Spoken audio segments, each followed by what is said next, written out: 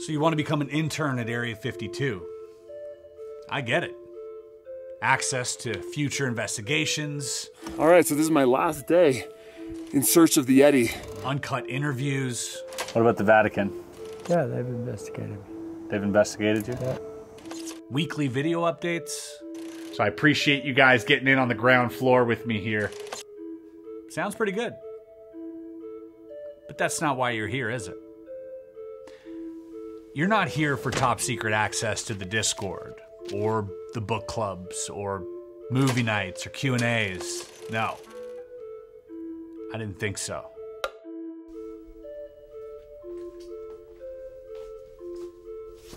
I don't even think you're here for the SCIF, or for the early access, or the extra episodes, or even to have your questions answered directly on the podcast. I think you're here because you know there's more. More than they've told us. I need you to listen to my instructions. And more than we're allowed to see. And I think you want to be a part of it.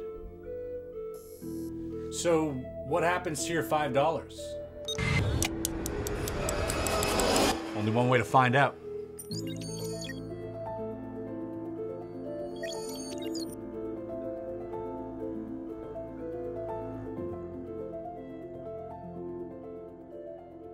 Before we begin, I would like to try a bit of an experiment. Oh, great. Yeah. So this room was built, the inspiration for this room was more of like a SCIF, okay, but also a place where they used to like test people with ability. You know, like in the Stargate program, they used to have these tests like Uri Geller, they would fly him in, and all sorts of other natural psychics, Ingo Swann, and they would test some type of supernatural ability or psi ability. I was wondering, do a magic element on me here? Yes, but it's going to be disguised as science. So I have a dice here. Oh, okay, here we go. Oh, this is, I was wondering if you were going to do something.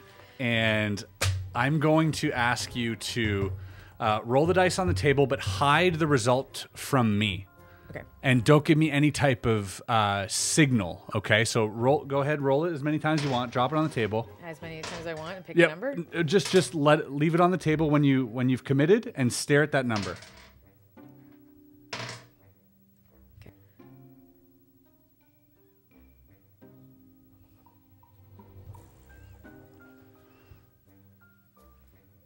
What was the number? It was 6. Was it? Yeah. I got 4. Fuck. Okay, do this again. Hold on. This is me. This is good. This is an actual. We're doing actual psychic stuff. Okay, so take the dice. But my original number I wanted to keep was 5. Okay. But then I didn't. Okay. So roll the dice. Leave it on the table. Yeah, I did. Yeah. Okay. Okay, and I'll show you though. Okay. Keep it there. Yeah.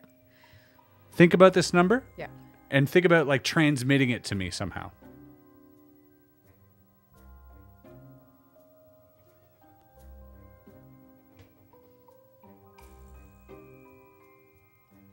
Okay, this time what was the number? It was 4. I got 4. Okay, wait, let's try this one more time. That's so it's 50-50. But I was like, did I pick up on what you were going to roll? Were you predicting? Ah, retrocausality. Let's try this. Let's try this again. Yep. I want to make sure that this is that we can replicate this. So take the dice, roll it, drop it on the table, hide it from me, look at the number, and try to send me this number.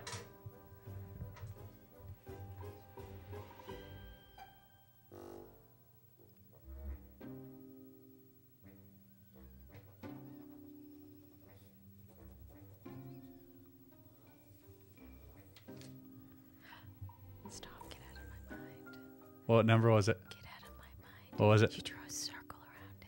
What was it? Is it 1? The eye. But that's funny because I was thinking of an eye. Because Were it's you? supposed to be like a snake eye when you get 2 That's ones. right. Get out of my mind, Chris. We got the number 1. All right, one last time, and then we'll move on from this. Can I do it with you and see if that works out? We can try that after if you like. Yeah, sure. I'm not a magician or anything like that, but I like to try. It's got to go both ways, doesn't it? I mean, it should, yeah. You got to tell me how you're doing this. Very well, I thought. No, All right, go, yes, yeah. go ahead. Okay.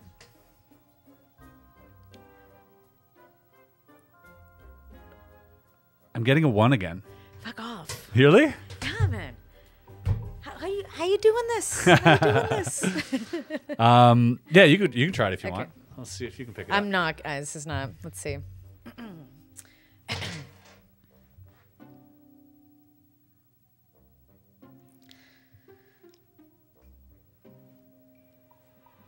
I'm really sending it to you. I know. I believe you. You picking it up? Maybe. Write it down. What do you have? 5. Fucking right. Yo, dude. You did. It doesn't get better. It doesn't get better than that. Amazing. There it is. And these are. Get out of my head. That's I'm what in I'm your saying. head. Like, This is crazy. and that is a demonstration of psychic ability. Mm-hmm. Thank you for partaking. It was fun. Oh, that was fun. It was so much fun. You did very well on that test. You passed the test. Thank you. You did too. That's crazy. You will now be recruited into the next top secret program here at Area 52. Yeah. Oh, I thought you were actually going to like play music and stuff. Like, here. do. Oh. No, wrong one. This one. There we go. That's better. Just waiting for something to come out. Just Like, this what? one's the best. All right, enough tomfoolery. Welcome to the SCIF. Thank you. Yeah, It's exciting. my inaugural guest. Yes, that's even more exciting. I Yeah. feel very honored. Thanks for joining me, Chrissy. I appreciate it. Thank you for having me. A bit of an intro for those of you watching at home. Chrissy Newton, Canadian UFO reporter, writer, journalist, podcaster, TV host. I mean, you've done quite well for yourself in this community so far. The co-host of Alien Encounters Fact or Fiction on Discovery, which is a really fun premise for a show, and we'll get into that. Rebelliously Curious is the podcast under the Debrief podcast network. A very good podcast you guys should check out. And then, I mean, there's just so many TV appearances and people you've interviewed over the years that we'll talk about that I'm really interested in hearing about. But welcome. Thank you for doing this. I appreciate you. Thank you. Thank you for the intro. Yeah, absolutely. So, Chrissy, tell us a bit about what you do within the UFO community to get us started. Oh gosh. I first started in the UFO community as like obviously a seeker, like everybody else, right? Since I was a little girl, I've loved UFOs because of my dad. So started off as a seeker, became an explorer. And when I was 25, started to go and went on like crop circle, chasing circles kind of trips in London, England, because I wanted to get to what I thought may be the closest to something that was tangible. And learned a lot from Gary King that's out there. That's like, and it's okay. Let me shut this guy off here. That's like a #1 circle chaser that deals with crop circles. And who knows if they're real or not in that context. And Right. I learned a lot in that experience. And if anything, I've learned that they're just beautiful pieces of artwork. True. Yeah. That like everyone should go and see because they're stunning. So it started off then like, as a seeker and explorer, and then started in the PR side of things. And so people would come to me when I was in my 20s and say like, can you do anything in public relations? Like I was 25 when I started my company, and knowing that I liked UFOs, and they were like, can you contribute in some way? A man named Victor Vigiani, that's Canadian, came up to me and was just like, we need someone in the PR space to help to push this forward. And I would say, well, I can't because I'll get blacklisted. And this is before 2017. Wow, because the stigma. Yeah, the stigma was so bad. And I said, I can't. I said, I won't have any clients. Nobody's going to work with me. I said, and media will laugh at me. So I said, I can't, but I can give you strategy. I can help with that. So I remember in 2017, I was in Mexico with a friend, and I get this text message from Victor Vigiani, and it just says like, we did it. Like, not meaning him and us, just meaning like it just UFOs in general. Yeah. And the topic, and he's like, they broke through to the mainstream. He's like, it worked. And I'm like, oh my God. So I'm like in Mexico reading this stuff, and I'm like, this is unbelievable. So right there, I was like, I can help now. Like the narrative has shifted. So You really feel like there was yeah. not only a shift within you, but within the subject itself? Well, not even, there was a shift in me, but I think it was just like, it was one of those aha moments, right? It was Right. more a shift in the culture Yeah. that I could say like, now it's the time I can step in. Like this has now become more acceptable Right. in the mainstream, and we're getting through, we're breaking through that ceiling.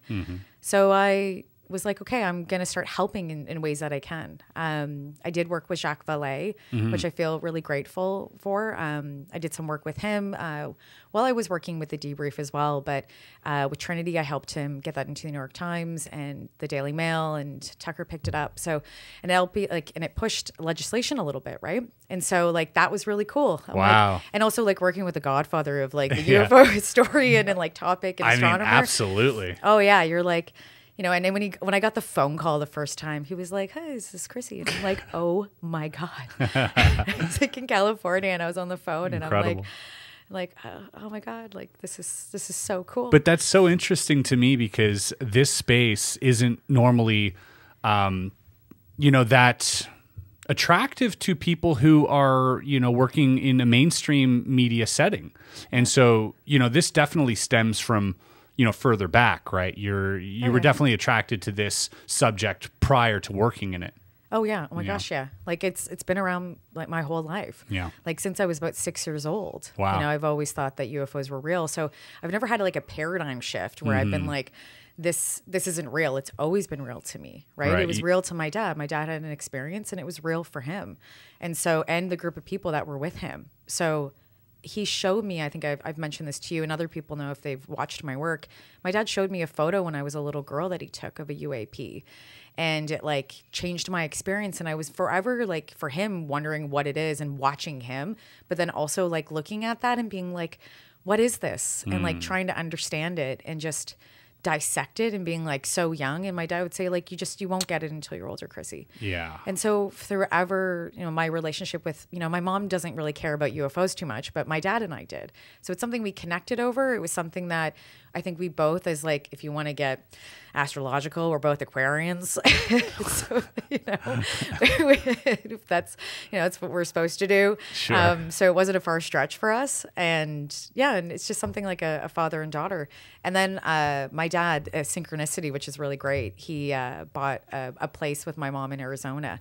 And I looked up and I was like, I wonder where the biggest UFO conference is. And I was 25, and I said to my dad, and we're all at the dinner table, and I was like, do you want to go to a UFO conference? He's like, yeah. I was like, I'm going to go look it up. So I like go to look it up, and I'm like, come in, and I'm like, Dad. And my parents are at the table. They're like, what? And I'm like, where in Arizona is like the house? Like, because we had it in Phoenix. Yeah. I said, where is this compared to like where the Alejandro, shout out, the National UFO Congress, International UFO Congress. And he's like, that's a half an hour from the house. He's like, book the tickets now. So I was like, all right. So like booking tickets, and I'm like, That's amazing. Yeah. And Dad's like, we're going. I go, Dad, when is it? And he's like, when is it? And I go, it's in February. He's like, that's when we go. Oh, that's so sick. So we show up, and my dad looks at me, and he's like, these are our people, Chrissy. And I just laughed. So awesome. Yeah, and watching him be a seeker has been so amazing in my life, to see him like talk to people, connect, and like just fall really in love with the subject more. Yeah. And now it's been interesting because I get to experience it, and he's not always with me, unfortunately, because my mom is not the best right now. So he is obviously taking care of her, and like such an amazing partner and such an amazing man. I'm very lucky to have that. So I'm out there for both of us, and then I'll. And he follows a lot of what you do, I guess. He listens to the podcast. And Yeah. He'll listen to this. What's his name? Tony. Shout out Tony. Yeah, Dad. So yeah, it's been, I'm very fortunate and very lucky to have such a great dad. But but yeah, it's been a wild trip. And now like coming home and like visiting him and telling him like all the stuff that's going on. We watched like the first episode of Alien Encounters Fact or Fiction. And I took a picture and we're all sitting back at my sister's and I'm like, wow, indeed. Like how did this happen? Like why am I here? Like out of, you know, and my dad, like why are we experiencing this together? Like there's always reasons for everybody doing some type of topic, but I just feel very grateful and I just love it, and I very happy if it keeps going on the rest of my life, or even if it stopped at one moment. I'm just like I just love doing it. Even if I don't have to be in the front, I can always be behind. Sure, but something tells me that you were meant to be in the front of it, and you know, you've got a long career ahead of you still. Like, I mean, you're doing amazing things right now. You're talking to, you know, talking to the foremost experts in the field, you know, gathering information from them. But not only that, you're a point of reference for a lot of people in this field as well. You had recent appearances on News Nation where you talked about the hearings, you know, and they wanted your take on that. So, like, I mean, you do provide like a valuable input and insight into this topic. So, you know, that's a great place to be, and especially you know, as a fellow Canadian, very proud. Oh yeah, represent Canada, that's for sure. Heck yeah. It's so cool. And also I like the fact that we live in Canada. There's not so many of us here that like UFOs that are in the forefront. So it's like a little safe space, I think. Yeah. And I mean, maybe this is a great segue. But there are numerous UFO sightings in Canada. Oh yeah, for sure. Yeah. Some of the most famous encounters, actually, one of the most famous encounters was Falcon Lake. Yep. You've researched this? Yeah. I suspect, right? Yeah. So 1967 in Manitoba. So Stephen Michalak was a man that was just like hiking during the day, and he ends up in the mountains, and he hears first, where I believe from what I remember, he sees this object in the distance. But before I think he ends up hearing some type of like Swedish or European. And a friend told me this too, actually, Micah Hank, shout out from the Debrief. We've talked about this case a fair amount. But he heard some kind of like Swedish, and I didn't know this like this data point until Micah told me. Yeah, right? I didn't know about that either. Exactly. I was like, oh, but again, Micah Hanks is like a historian of UFOs. He's like the same age as us, and he's an encyclopedia. It's pretty unbelievable. So when I have to fact check sometimes, I just call Micah. Nice. And he's like, Chrissy, I don't know everything. And I'm like, I don't think you do. It's like, you've got it tucked back there. I just need to spark it sometimes. But yeah, so he hears this like kind of Swedish or European dialect. So he thinks that they're like Americans. And so he goes, and then like, it's kind of like the typical like close the door. Yeah. But he sees like these occupants. And so he thinks that it's like some kind of like American testing craft. Mm-hmm. So he goes up to the craft, and I believe then he touches the craft, but then it like instantly accelerates. And so it kind of gives off some type of radiation on him, and then he has radiation burns on his white shirt, and then also on the glove that he was wearing, that he has as well. And I'm not sure why he was wearing the glove. Maybe he was smart and put the glove on before he touched it. He was out there fishing or something? Something right? like that, yeah. And I don't know when he ended up seeing, but I believe it was at some point when he was like hiking. I don't think it wasn't by the water. I believe it was in the mountains or adjacent to it. And anyway, and so I think APRO then gets these files. And so APRO has them, the National UFO Historical Record Centers, David Marler has them. And so I was recently there, and I saw it in glass, and I'm like, holy shit. It's like, yeah, I'm like, this is unbelievable. Like, you have his glove, you have his shard shirt. The shirt? Yeah, he has a piece of the shirt. And then like the media files and whatever, like the records of the account. And it's, I'm like, and he said, and then he has a piece of the soil, a dirt sample too. Wow. Right, which is really important because it's obviously touched down in that area. So who knows what that might still have remnants in if it ever does. I mean, now. if it had radiation, it still does for sure. Yeah, exactly, because it sticks around for a long time. Yeah. And so it's so wild that he has this, and then he opened up the dirt sample when I was there too. And David Marler said to me when I was there, he was like, Chrissy, I opened up the file and was like, like this is like So you hit fresh. the jackpot. Yeah, especially within a Canadian case like that for us. It's history. That's a big part of our history. Huge part of history. Yeah. And so that was like one of those moments to see that. I was like, this is cool as a Canadian. Wow. Yeah. That was recently you did this. Yeah, yeah. This was in New Mexico? Yep, in New Mexico and Albuquerque, yeah. Wow. Well, Rio Rancho, exactly. What yeah. was that experience like? Because I just saw from your stories and your posts, but you know, it seems like the mecca of UFO information now. Like and can anyone just go there and request to look at something? Like, how does that work? Yeah, I think it opens mainly in January. Like they're kind of doing their last minute security stuff. So don't try to break in because that thing's like a fortress, just so people know. But you can put in a request. And then I believe David Marler takes like historians, people that are just curious too. And then they can go in and look at files. But I don't know if they have to use gloves or anything like that. I don't know what the protocol is. He hasn't told me that. And I think they're probably still figuring out what the best way is, because there's everything. Like there's hundreds and hundreds of thousands of files. Wow. Yeah. And so I got a little emotional when I walked in because I was like who said it to me? Someone from UFO Twitter, Amy said to me, she was like, she does Good Morning UFOs, and she was there, and she lives in Albuquerque, and she said to me, she's like, Chrissy, she's like, the truth's not out there. It's in there. Oh, and I looked at her and I was like, holy shit, Amy, that's true. It is. Perfect slogan. I know. I used it in my article at the end because I was like, this is so true. I was like, I asked her, can I quote you in this? Because it's such a great quote and it's true. I said, there's so much history. And like David knows where a lot of it is too, but he hasn't listened to everything. So there's all these like golden little nuggets that people that are just civilians can go in and find. And like there's a recording of J. Allen Hynek interviewing or talking about Travis Walton's experience. Yeah. And just like his perspective on it. And I pulled it out and I was like, I got to listen to this. I know. I was like, there's so much like, you know, as someone who loves telling stories and content, I was like, this is forever. Like you could tell these stories for the rest of humanity. Yeah. So, you know, if any like producers watching, they're probably all going to run to the archives now. Yeah, maybe. Because they're...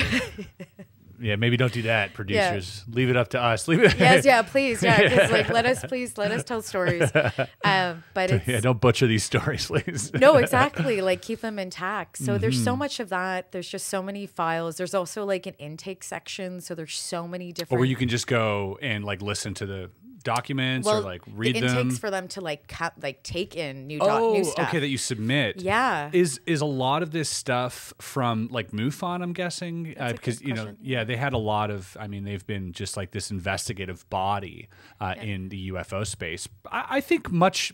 And I don't want, maybe I'll go out on a limb here, but it seems to me that they were much more of an investigative entity before, or is that like still going on with MUFON? But I feel like it was, maybe it's just because, you know, when everything was fresh in the, you know, in the early days of UFO, like we'd hear about them a lot more, but what's your take on them now? Well, I think MUFON's still doing its thing. They're still doing multiple their thing. chapters. I talked to the New Mexico MUFON director. I chat with him on Instagram because he obviously has an interesting job out there.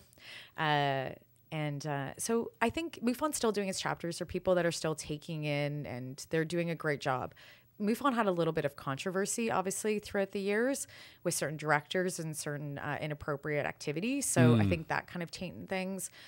We look at, my gosh, I'm forgetting NIDS. We're looking at some of the stuff that happened with NIDS and Bigelow, and the context of like giving those information. And MUFON was attached to it, I believe, to the American government. So I think there was a couple moments where you're like, our trust maybe has been lost. Yeah. But they're still very much active, investigating. Yes. Okay. Yeah. But I also think that all the chapters, like those are just directors, right? Those are just sometimes bad actors in an organization. You're going to get them. But everyone that I've spoken to when it comes to running their own chapter has been really wonderful at different states. So I still really appreciate MUFON and what the stuff they're doing. Well, they've got individuals doing it, because you have to really like sightings to be able to do that and go and report and talk to people and just have a conversation and do all of that investigation work. Like you have to be a little spy. You got to like it. Yeah, you got to be a little spy. That's right. Yeah, they're you know, it's an interesting thing because they probably have, you know, the most amount of documentation on UFO, on not even, I mean, close contact even. Like that's, I can't even imagine all of the data that entities like MUFON, and now, you know, there's the New Paradigm Institute as well, and we have all these other conglomerates of like this UFO information, but how much information is out there, including in this archive, is staggering. Oh yeah. Like it's not hundreds. It's not that. It's tens of thousands of cases. Or millions. Yeah. Perhaps. Of like little pieces of paper. Yeah.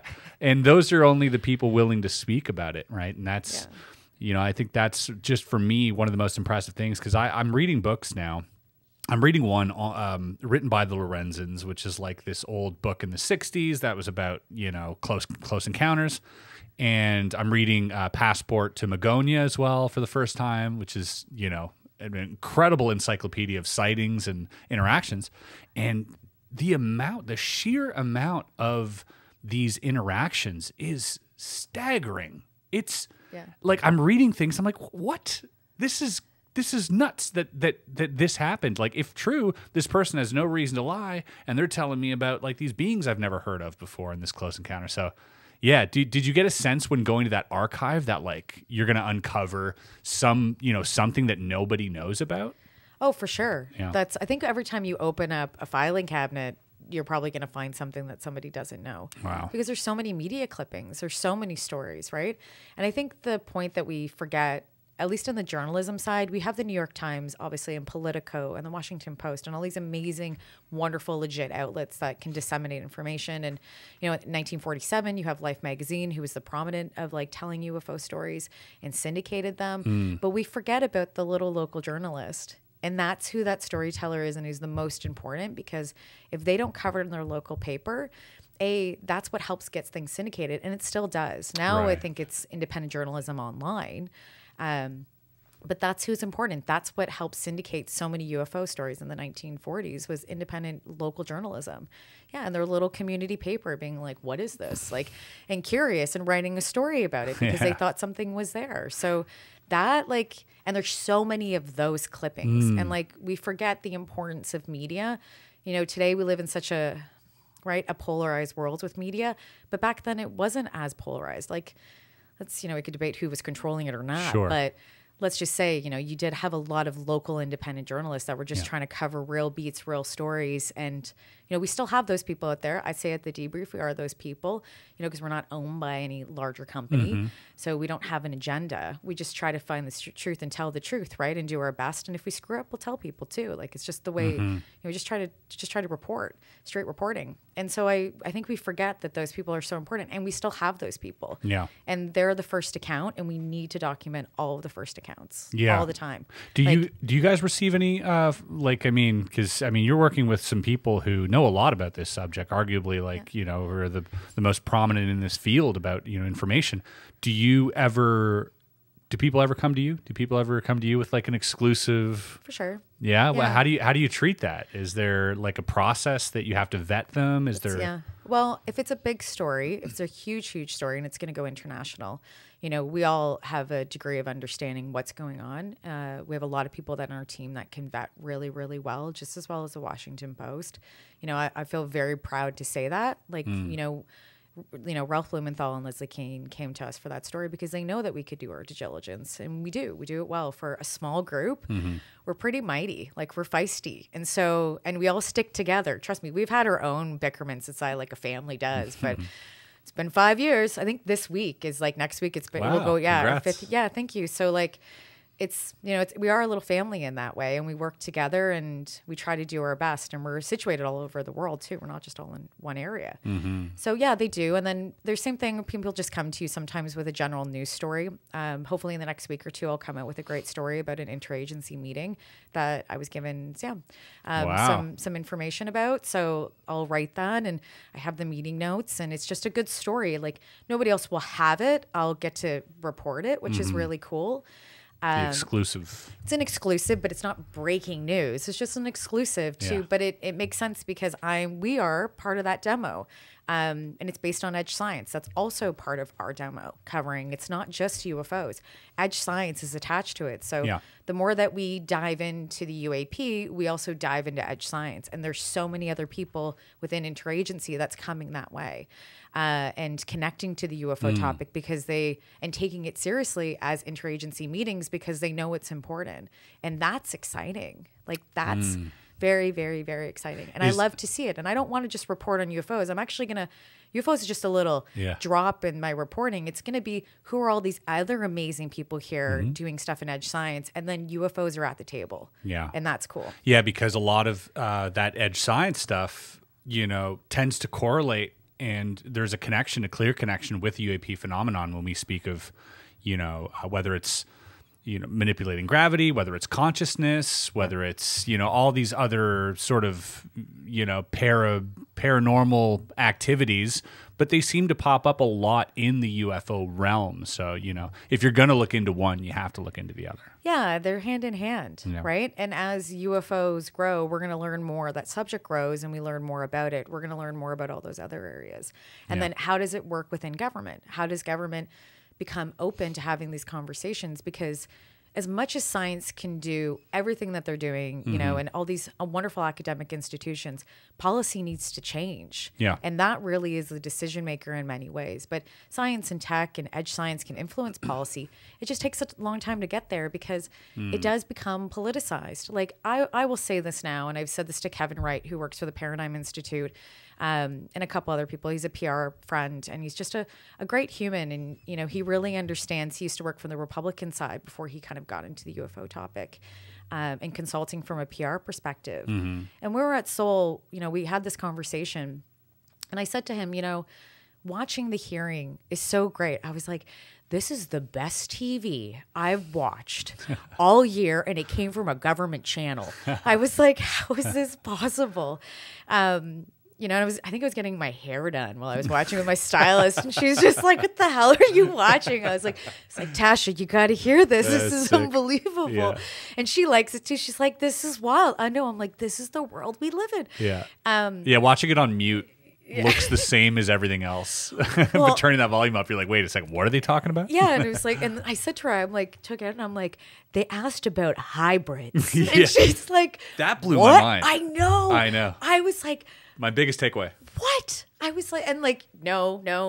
You know, I'm like, well, you know, that also I sat back and was like, thank God. Yeah, are we going to open this can of worms? Oh man, I don't know if we're ready for that yet. But we didn't know if we were ready for NHI either last year. You know, that came out of the blue. I think a lot of people were willing to discuss perhaps gravitational propulsion or, you know, perhaps just these craft behaving in a bizarre manner that are undetected on radar or turning invisible, maybe. Yeah. But we got NHI, we got, you know, transdimensional beings, we got biologics recovered at crashes. Like, I mean, a lot came out last year. Yeah. And, you know, although, you know, maybe we'll talk about that a little bit, but what were your major takeaways from, you know, this year's hearing? Because, like, once the cat's out of the bag last year, where do you go from there, right? Other than direct hands-on whistleblower, do you think that this year's hearing was more of a step laterally or a step back? Or, like, what were your biggest takeaways from the hearing this year? That's a great question. I would say lateral, but progressive in many ways. We might have went into some maybe directions that I don't think are, you know, and this happens, right? We have to prove it and we need evidence. And one day we'll get proof, but we need some form of evidence and specific data to answer specific hypotheses that we have, because that's more important, right? That's what data does. It helps point to a specific, if we're talking about a hypothesis, right? Because that's what you need data for, to then point to the evidence as well. But I do think that we have, I think it's progressive. We're doing it. It's great. Yeah. But what I didn't like to see, and this is the conversation I was having with Kevin, or what we didn't see, was that everybody at the table was Republican. And there's nothing wrong with that. You mean on the congressional side? Yes. Yeah. And there was no Democrats. It wasn't bipartisan. No. And this is where I went, okay, this sucks. I was like, this is getting really political now. And it's quietly political. When you don't have people show up at the other side of the table to have the conversation, they've literally gone, this is a Republican topic. Wow. And that's where I went, man, this sucks. And it doesn't mean that either side, if it's, first of all, I'm Canadian, so I don't have a say. I tell my American friends, I have my opinions, but what I think does not matter. I don't live in the country. Sure. Right. And so that's just the truth. And I'm, Yeah, no, you're right. Right. When we watch, well, I can't speak for you, but I can speak for myself. When I watch, these hearings, and often I'll make a video on it, and it's different with me because, being a YouTuber and a content creator, I don't have to, like, I can make mistakes. You know what I mean? People aren't expecting me to like be, this truth saying all knowing like entity, but like when you're wait until working you get at to Joe Rogan status, then you're gonna be the news, Chris. Yeah, exactly. Don't say that. But I'm still fallible. But what I meant to say is like, watching this, I'm making a video and I'm like, God, I love that question by Boebert, or I love that question by, Representative Luna or Nancy Mace. And I'll just get comments be like, that person's evil. And I'm like, well, because they asked about hybrids? And they're like, no, because they, passed this bill. I'm like, I don't know any of that. I didn't even know necessarily that these were Republicans. Like I'm looking at this from a complete neutral, territory. That's fair. Yeah. I'm like, let's talk about aliens and UFOs. Yeah. This is why I'm here. Yeah. I'm not here to vote on, which bathroom people are allowed to go into.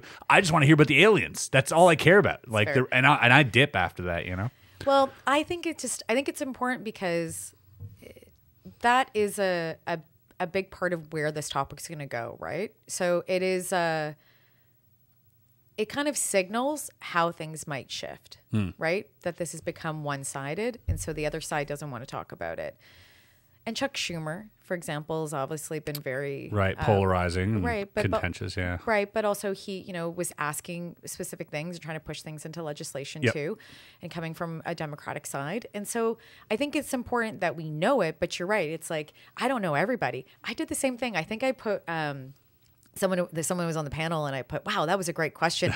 And then Tim ended up coming later, McMillan from my team, and he was like, holy shit, Chrissy, I did not expect you to say that coming from him. And then sends me, as a female, I'm like, obviously for female rights, who isn't when you're a woman. And he sent me something and he was just like, I can't believe. He's like, I never thought that was not on my bingo card to come out of your mouth.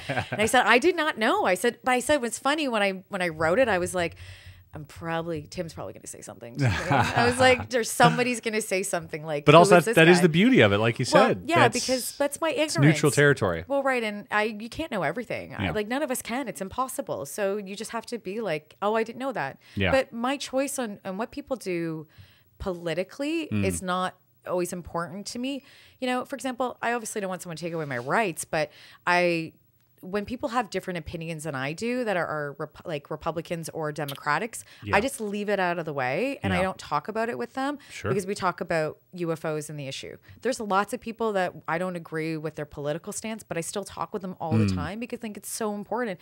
It doesn't really matter in this context, I don't think, all the time. It just matters that we're connecting, we're sharing information, we're trying to find a source of truth and understanding, and there's a community behind that, and that's great, and this is what we're doing, and we're exchanging something in real time, and that's so important. And to me, I don't always have to agree with you, you don't have to agree with me, but we can agree to not agree and have a great relationship still and be friends and like and search for this topic and come to answers, and that's common ground. Yeah. And I think we do a good job. I think people that try to research this topic, even though people fight, it's going to happen. There's drama in the UFO community all the time. I think people do a good job at least trying to mitigate that. Yep. I think so. I agree. Now he's not UFO Twitter, but sure. Yeah. Don't go there if you're looking for a good time. I do want to talk about this TV show that you did, because I think as a premise for a TV show, I just thought so brilliant. Alien Encounters, fact or fiction. You would basically speak to experiencers. They would present you with data, present you with evidence, and you and another team member, your co-host, you would look at the evidence, listen to their testimony, and then pretty much kind of decide whether or not you think that this actually took place, or that it was something of an anomalous nature. Yep. Can you talk to us a little bit about this show? Because I think it's a really fascinating topic. Thank you. It's the first time this has kind of ever been done, at least with Discovery, from this perspective, doing interviews like we're chatting one-on-one. But myself and Mitch Horowitz, I come from it as a journalistic perspective. He comes from it from the esoteric perspective. And we then listen to people that have their first to fourth or fifth account, if you want to put there in close encounter. And they, give us either like some form of data when it comes to a photo, a video, or a testimony, or both, or like mass sightings, media clips, stuff like that. And so I have a team of experts that I work with that have done tons of research in the back end where we look and break it down, right? We try to find those data points, and we know, like, for example, if it's the ISX or the ISS or it's Starlink, we can find out where they were and like where Starlink was, all that kind of stuff, right? There's so much satellite data. Yeah. So we look at that. We look at the 5 observables. I do talk about it, but they didn't cut it into the show, and I wish they did because it's so important. Do you think it's a little too inside baseball for them? It is, and also not every case could have 5 observables, right? An abduction doesn't have 5 observables if a UFO wasn't present. So it doesn't always, in that case, when you're listening to testimony at this point, if you don't have anything else. And so my job is with the team is to break down the analysis with them. And then I unfortunately become like the Simon Cowell of UFOs. I got to break the news. I'm like, God, it was like, it's not who I am in real life. God. It's a tough job to tell somebody. Yeah. They're like, just give it to Chrissy. She'll break it to him easy. It's like, fucking put me in the position. And I agreed to it though. So God. Yeah. But Mitch then will talk about it from an occult perspective and what he thinks from that cultural lens. Right. And so, there's so many cases though that had really great data. And there was one off Catalina Island. And again, I want to write about this because I love the story and I wish they did more with it because it's so good. And it's a transmedium UFO. Can you talk to us about this? Yeah, for sure. It was a UFO that was off Catalina Island, which I said. And so he has a video of it where it's a triangle and you can see it. Yeah. And he's on a boat. So he's himself and then his partner is on the island. And so they see this UFO. So they cross-triangulate it. And then the Coast Guard sees it as well. So you're getting 3 different points of view, which we all want and need. Whoa. Right? So then at 3 different areas saying, what the hell is over top of your boat? And so he watched it, I believe, come from out of the water, and then it was above him. But when he got it on video, it was above him.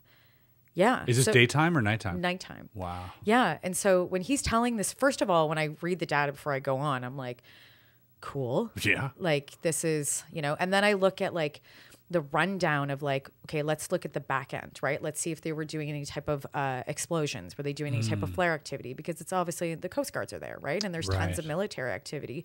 Exercises off Catalina Island. So we look, and only thing that day in those couple days were low barge explosions. And so everything was like in the ground or in the water. They weren't above. And so we knew that it couldn't be that. It doesn't look like flares.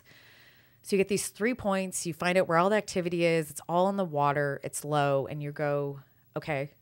And you're obviously like he's really great at telling his own story because he understands what he's seeing. He understands the water. He's a seaman. He knows. Right. He's there all the time. Along with his partner, they live on the water. So he's a great witness. So it's, completely anomalous. Like It's the same as if a pilot tells you that's not a balloon. You got to believe the pilot because he's the one who sees things in a plane. And he also like lives there on the water, so he knows the difference between military activity than he would knowing something's not identifiable. A transmedium event like that. I mean, I don't even think you need to be any type of expert to realize that. Nothing does that. Nothing, no it's other than maybe seaplanes, but or those funky cars they had in the 50s that like came out of the water and like these transmedium crafts, but nothing of this nature. Wow. Do you have a video of that? He does. Yeah, it's on the show. Yeah, you can see it. I might have to clip that in. Yeah, I think I still might have it in my file too. Okay, I gotta look. Amazing. Were there any other?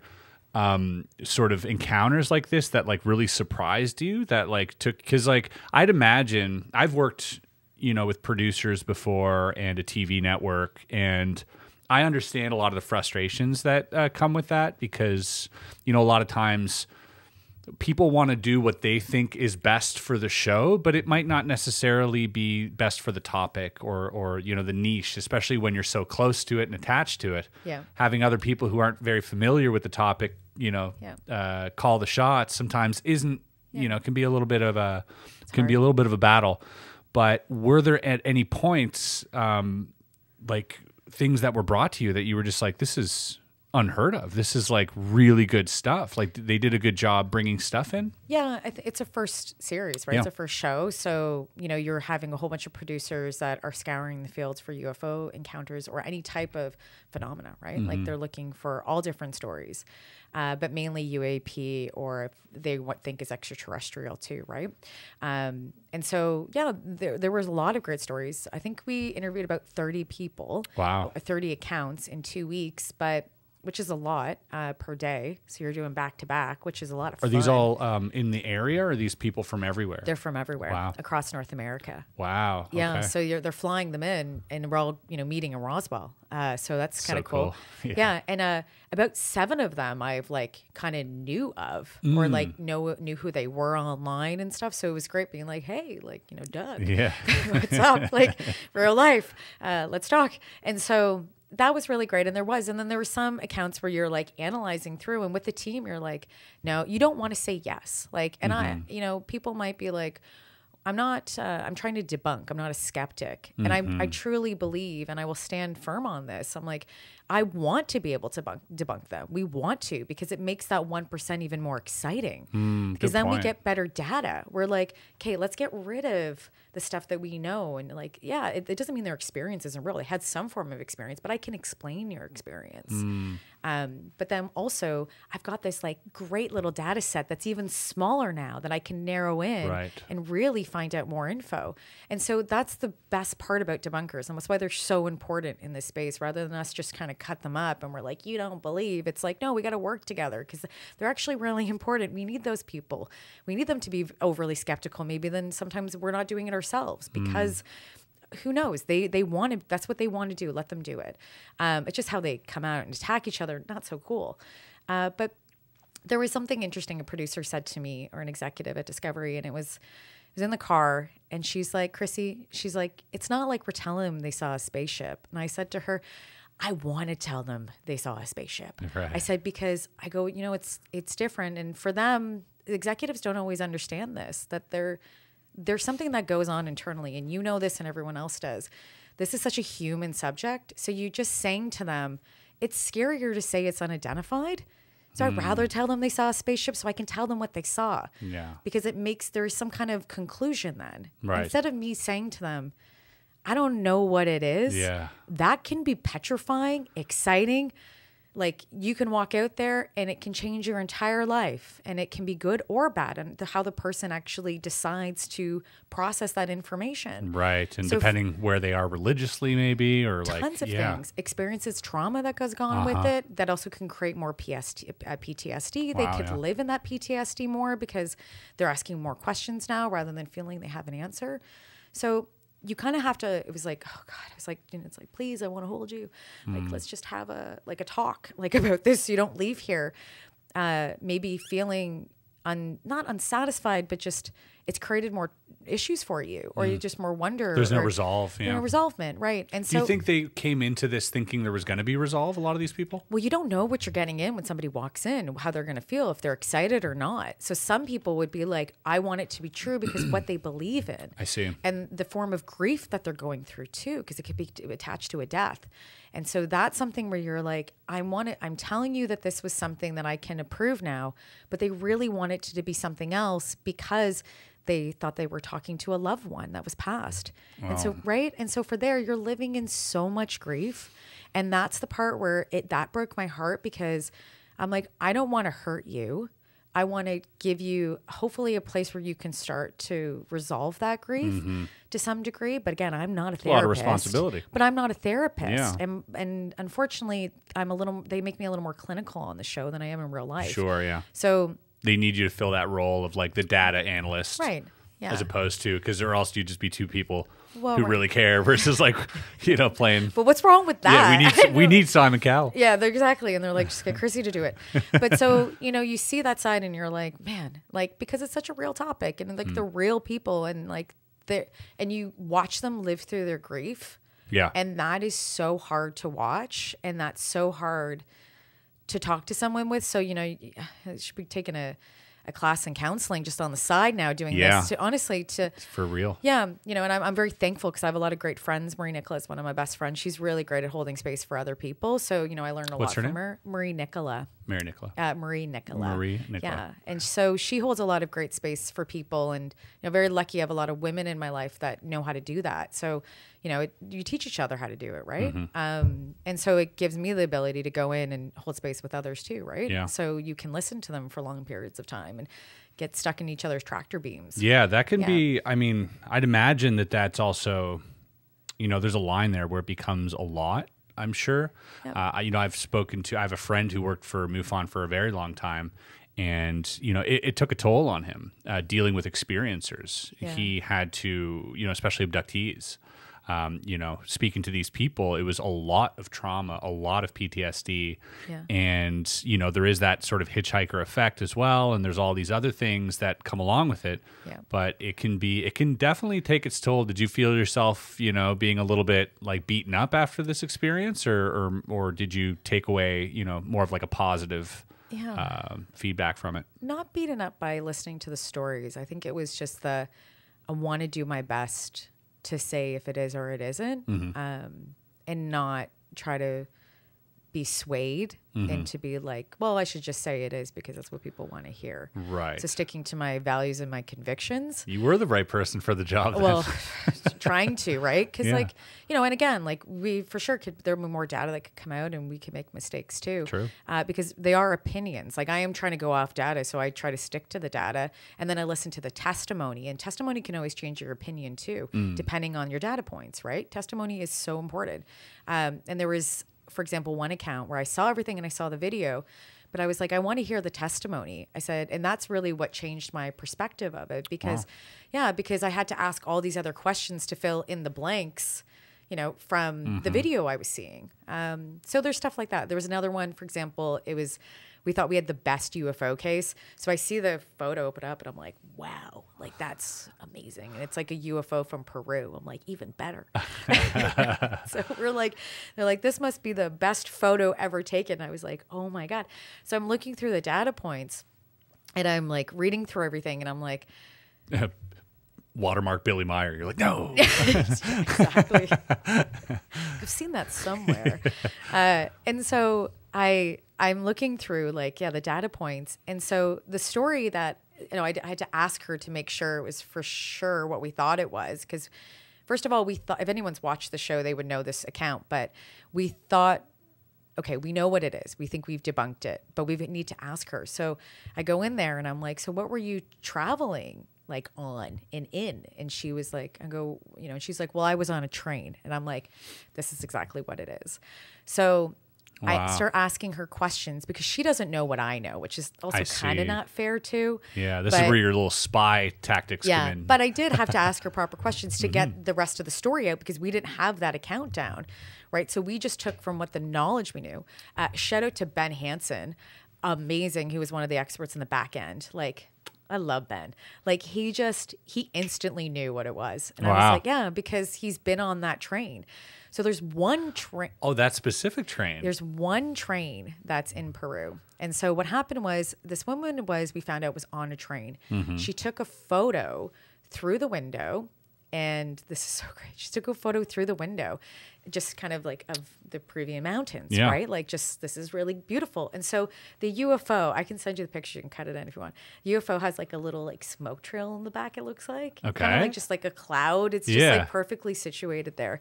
So she takes it and then she develops it later and like looks and goes like, oh my gosh, what is this? Like I just captured something. So we find out she's on the train and then we're like, what could this possibly be? We end up looking around in the train. There's a light that is like a circular light.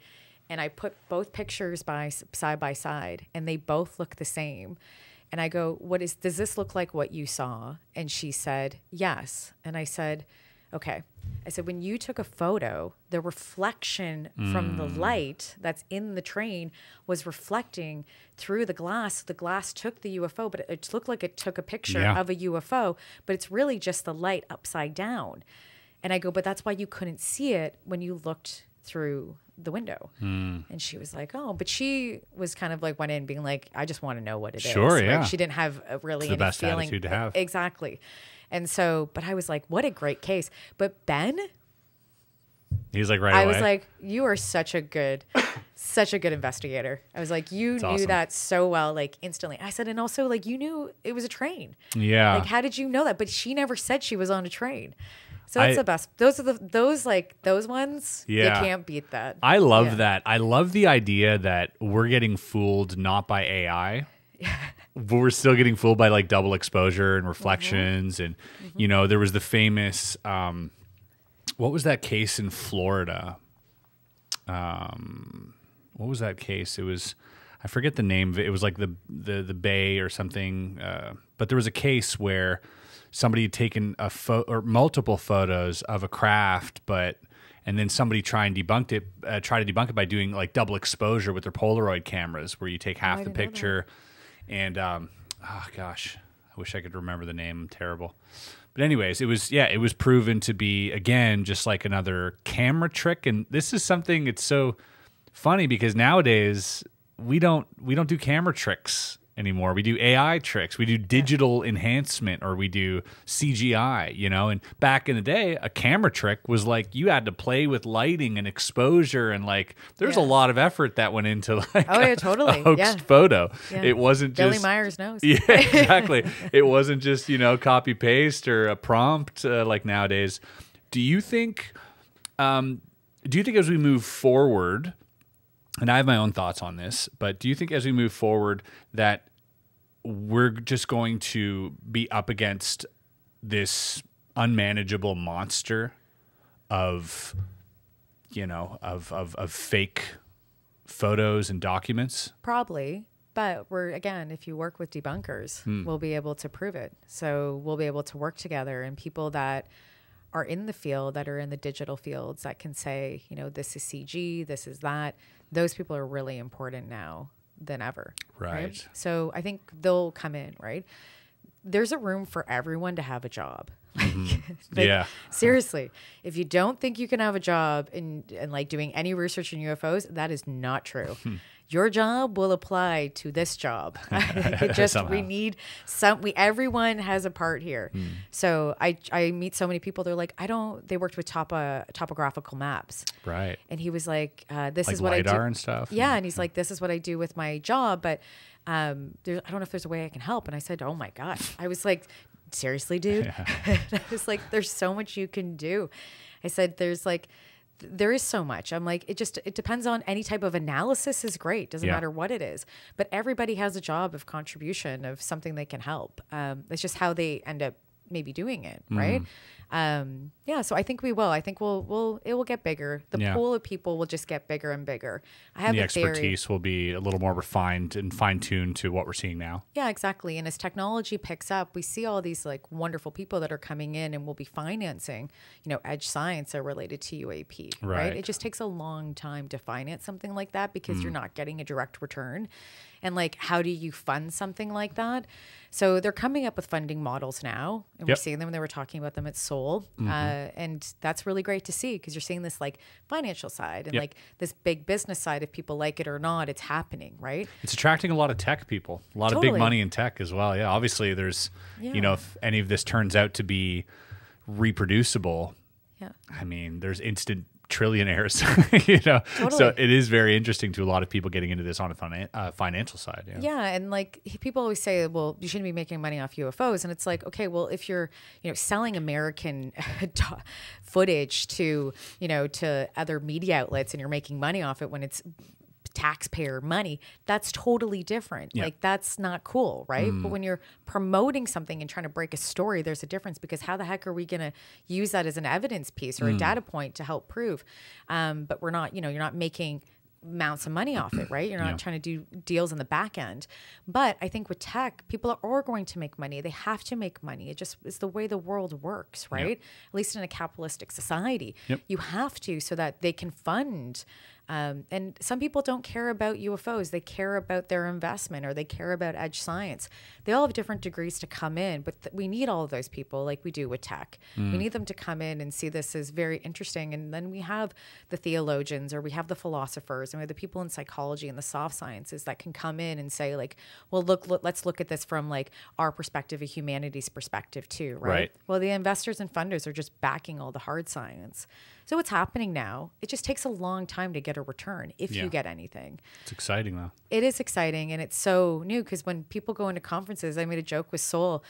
You know, it's such a great conference, and there's so many academics and there's so many leaders there that you get to talk to, and everybody's just kind of, you know, at the beginning of something so wonderful.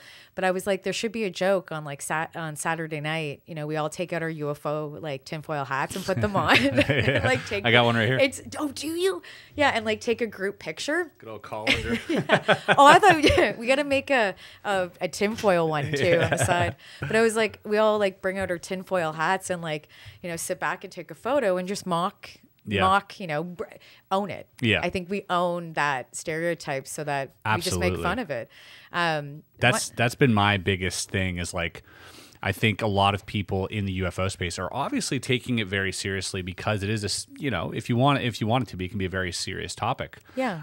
But, you know, part of the way that I see it is, well, this is a little silly. Like, we have to also understand that we're adults. Yeah. You know, talking about something that we were raised on to be very silly. This is a very silly topic to my younger self, right? And I'm okay with that. I'm okay with this being a little silly and being like, yeah, let's laugh at this for a second. This is wild that we're getting this footage of an extraterrestrial. Yeah, this is silly, but in the greatest way. It's not silly in a mocking, sort of denigrating, you know, type of way. It's more like, hey, this is silly, but we're all a part of it, and it's uplifting and it's fun, and it can be, you know, great for story time. It's fantastical. Yeah, and as an entertainment value, I see it as very important. You know, there was, you look back into World War II, the amount of money that was poured in from the government to fund entertainment, just to keep the people at home appeased during the war. You know, everything was fine. So like all these amazing movies came out, you know, Casablanca, all these, like, they all came out during that sort of wartime. Yeah. Entertainment serves an incredible amount of value, especially in a distressed society.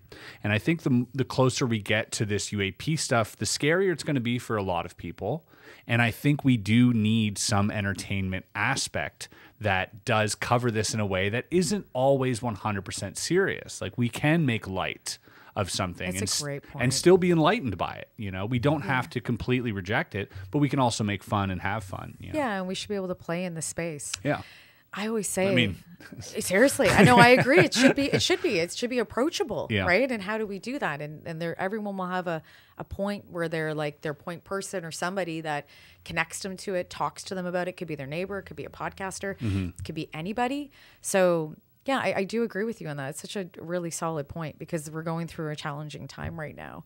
Yeah. But I always laugh, because I'm like, why UFOs? I'm like, I could do so many. I was like, why didn't I get into politics? I'm like, why didn't I get into like this and that? Well. But I'm like, why? And I kind of laugh to myself consistently, where I go, it's UFOs. Like, what's going on? I'm like, it's like, what's going on? You're in a SCIF right now talking about aliens. It's like, it's just and I laugh all the time, because I'm like, why? And I always ask my own self that. Why? Like, why? Like, why do I like this so much? And I know a lot about myself, or I hope I do, as I'm learning God every day. I think we are, that, you know, why it interests me. I know that. But sometimes I'm like, why? And why do I have Feels to wake, random. Yeah. Why do I have to wake up every day and, like, you know, think about like certain topics? The first thing that pops in my head is just like, not all the time, but sometimes I'm like, why is this happening? Or a connection to a story, you know, and I'm like showering, like thinking about it. And I'm like, but it's a mental sport. And I've said that on my X. It's a mental sport to me. It is not like, I like sports. I'm a basketball fan, and I like, that's really about it.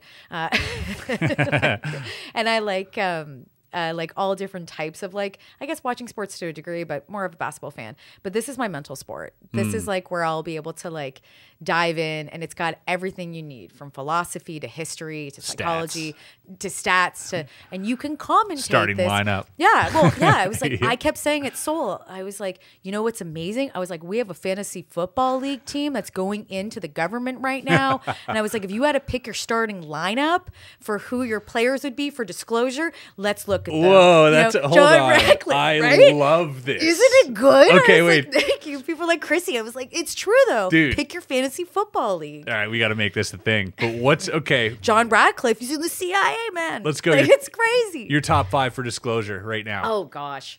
Well, John, he's in it right now. I would say the lineup that we have is not bad at all. I would put Lou in Congress at 1.2. I obviously would put Mellon in there too, because why wouldn't he? Yep. He makes sense to be in there. But what position? I don't know where I would put Mellon in the position. Yeah, let's not worry about the position. Let's worry about like who's on the team. You got 5 people, the starting lineup. Okay, I haven't thought that far through. I just know our starting lineup. That's like No, that let's the do Trump your- administration has. I know your my starting starting lineup. Okay, Very interested. This is a great question. Yeah, and it's fun. It's a fun, Super fun. Yeah, but it's also like reality. And you can go researchers too. I can go. Can they be dead? Dead or alive. Okay, good. Yeah. Okay.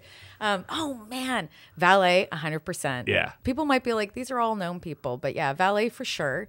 I would put in there. I wonder if I would go put Puthoff? a journalist. Hal Puthoff for sure. Yeah, Hal Puthoff for sure on that. I wonder if I would put a journalist in there. I wonder maybe as the director of communications or like a secretary, press secretary. Who would you see?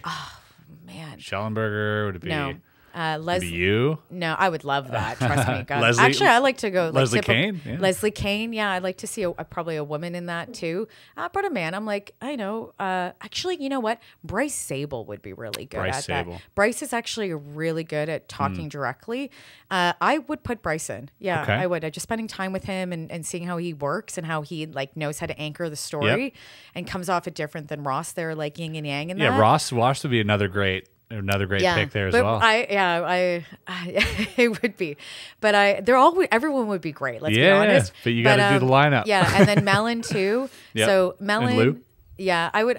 Yes, Mellon or Lou. Okay. I think I would do either for or. the same position. Yeah, again, but then Jake Stratton is in that too, right?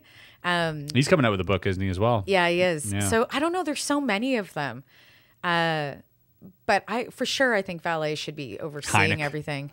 Yeah. Oh my God. Hynek at I the know, top? I know. At the I helm? know, I know. There's too many people. There are too many. What yeah. would be your starting Ugh. lineup? I Yeah, think- it's I mean, hard. yeah, very similar to yours. I love the angle of a journalist. I didn't think about that. And for me, it'd be, a toss up between Leslie and Ross. I think for that position. Press secretary makes sense for a Yeah, journalist. it really does make sense. I do love Hal Puthoff. I think that's a great choice. Jacques Vallée, because just like from the sort of philosophical, scientific, sort of like different side of things, we need somebody who thinks a little outside the box. Yeah.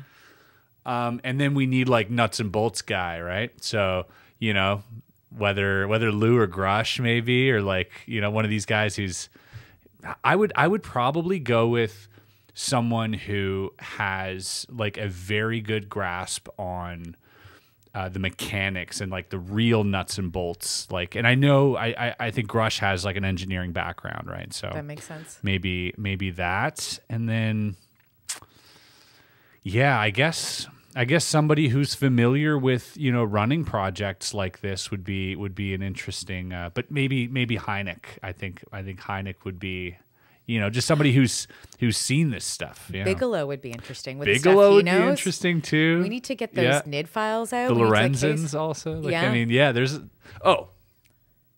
Bob Lazar. That's just a personal. That's my personal pick. My personal draft pick would be Bob. Yeah, I would have Bob in there. Bob would be like making things that like blowing up in the back end. You're like, what's going on? Exactly. Like, We need a loose cannon. Yeah, I'd be like, put him as like the head of like, I don't know, if even a science propulsion. Right, exactly. Yeah, head of Fitting. right. It makes sense. Yeah, Yeah. You're like, this is wild. It's a great thought experiment. Right? It's fun. And so I laughed because when it came out, I was like, this is like fantasy football. Yep. I was like, I can't believe the starting lineup.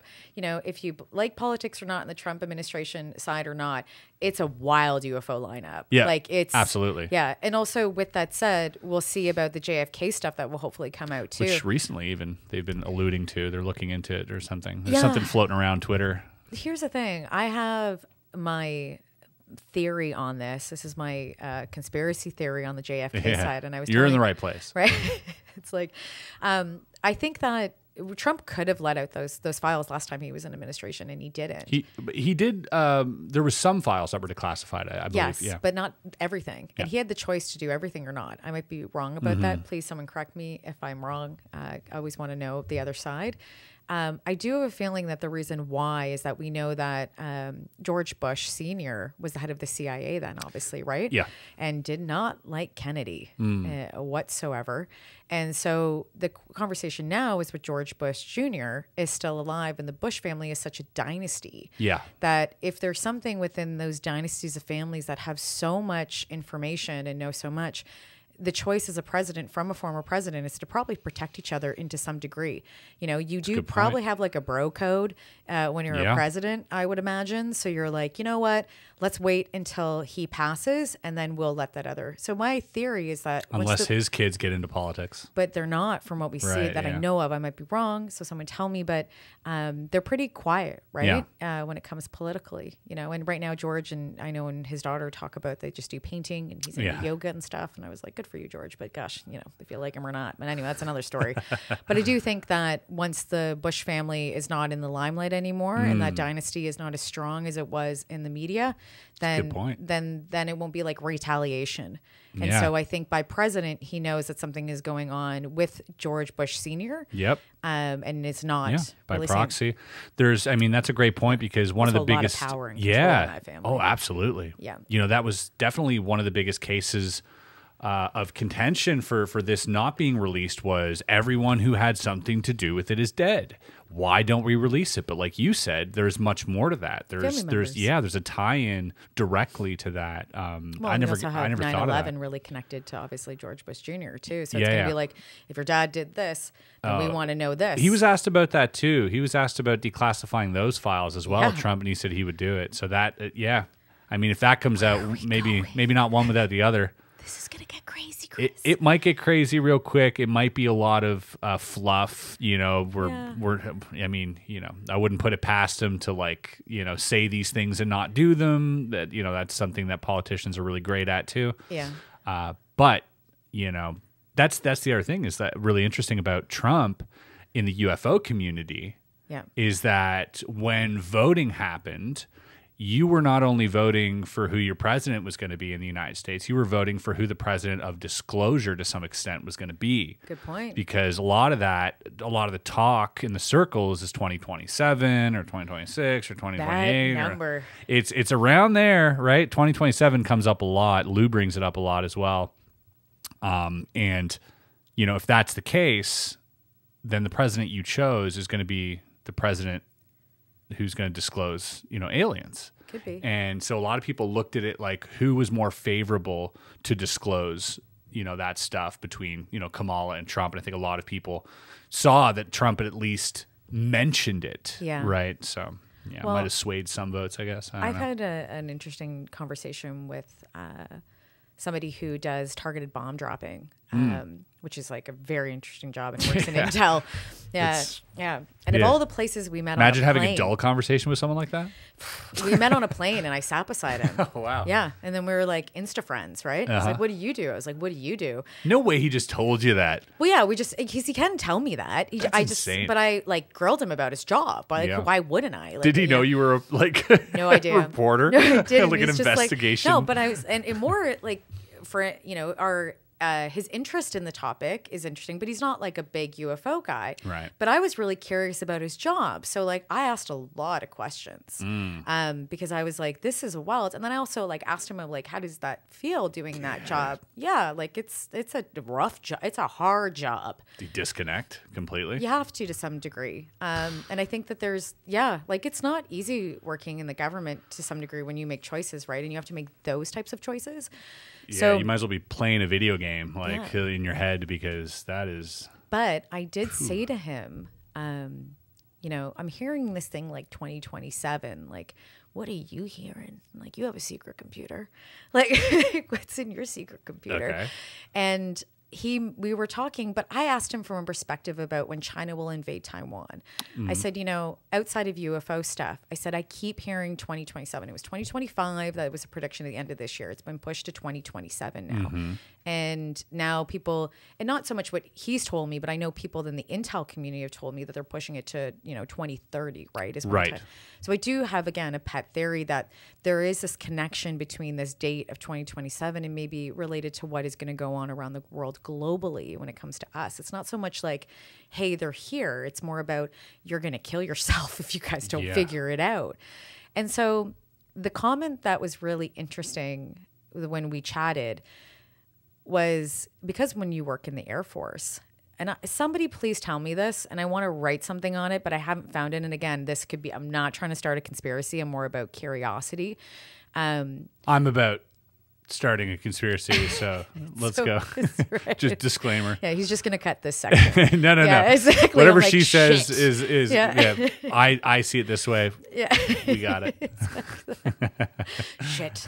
And so I said to him, you know, we were chatting about the time, and he said 2027. And I said, yeah. I go, but in the UFO world, I said, you want to hear something? And I go, along with the experiencers, I go, experiencers are saying this. You know, we're hearing about China invading Taiwan. Again, they want to push it to 2030. But if that happening, and if America gets involved or Canada gets involved and becomes a global conflict, you know, it being 2027. And then experiencers, 2027, something's going to happen, like fault lines or all these things, right? Like there's safe zones. I've heard all this stuff too. And then the other part is I hear is like, okay, the science side, Pioneer, I believe, this is interesting. I think they can look up, it's 2027, I believe, is that when Pioneer, they did, UCLA put like a craft on Pioneer, and it obviously went into interstellar space, but it was going the trajectory potential civilization. So their prediction that when something will come back to us, as some foreign communication, will be 2027. Whoa. I know. I was like, stop. You know, if you believe John Ramirez, former CIA agent, you know, he says 2027. Yeah. Some people like his stuff, some people don't. I don't follow it myself. But you know, that's a conversation. There's so many things. But what did he say? He says that something's going to happen. The massive disclosure, I believe, will be 2027. He said this. I believe so. Yeah, John Ramirez has said this. No, but the guy on the plane. No. Okay, I'm like, wait, hold on. No. This guy knows. Sorry, scared. No. So I start telling him all this stuff, and then he says out loud, he's just like, well, yeah, in the Air Force, there's like this patch that like everybody wears. It says 2027, and we both stopped and went like this, and then he's like, wait, why? Why? And so I asked him, but I don't know if he knows what the patch is about because we didn't talk about it. So I was like, I gotta see this freaking patch. Let's look it up. So I was like, no way. And so I leave, the plane, and I'm like, baby, I know something. It's like the timeline. Probably not though. But it is, yeah. Let's see this patch. But I think that you can. Oh no, I think Marie did this. I did tell my friend, and Marie looked it up, and she said there's something about a graduation that's 2027 that they wear a patch. Just the numbers, 2027. Yeah, it's the Air Force specifically that wears it. Huh. So I was like, what does this mean? I'm like, what do they know? Yeah, that is crazy. It's crazy, especially when it's the Air Force. Yeah. So that's probably a huge conspiracy when theory Space right Force starts wearing 2027, that's yeah. when we should be concerned. Yeah, exactly. Or naval intelligence. Right. So that's going to start a conspiracy theory. But my little conspiracy theory on the on the plane was like, oh, wow. But I'm hearing it from all circles. So the academic circle is saying this from past historical stuff, UCLA. Mm-hmm. We're hearing it from, people that are working. Former intelligence. Or we know from certain people saying there's a timeline. We're hearing it from experiencers. Yeah. And this guy that he's not really into UFOs is like telling me stuff related, talking about China and global conflicts. So like, there's a lot here. There is it seems that way. Yeah. It seems like a culmination. People in our age demographic, we've been subjected to quite a few of these things. Totally. I think the last one I fell for was like 2012, and before that was Y2K, and we had 2021. I believe there was like the winter solstice. Something was supposed to happen there, and we get these ever so often. But do we really ever you know, because it's happened in the UFO community too. Do we really ever hold people accountable when it doesn't happen? No. Well, we do. Or do we? Because like I know Bashar as well has, you know, the guy that does like the channeling, the Bashar guy. This, Oh yes. yeah. So like he, you know, he also says those dates, but then he's kind of smart because he's got like he kind of goes in this timeline, you know, if we keep doing things this way, it will happen. But if we, you know, start shifting, then it won't happen. I'm like, that's it. That's how you get. That's how you got to do it. That's if you're going to to predict something, you can't just like straight Nostradamus it. You got to have an out, you know? Yeah. That's my magician mind thinking. Right. But, yeah. Fair enough. Yeah. I'm like, it's so true. I fell for like the Y2K. I was on a plane actually, and I was going to Tanzania, and I was sitting with this guy, and we dropped down in Ethiopia first, and I was sitting with a priest. Yeah, It's a wild yes, story. I know. And he said to me, he's like, you know, and I was like, well, the day that we land is you know, the world on the other side's gonna like disconnect, like it's supposed to, you know, it's all gonna change. And he's like, yeah, but you know where the safe spot is? And I said, where? He goes, Ethiopia.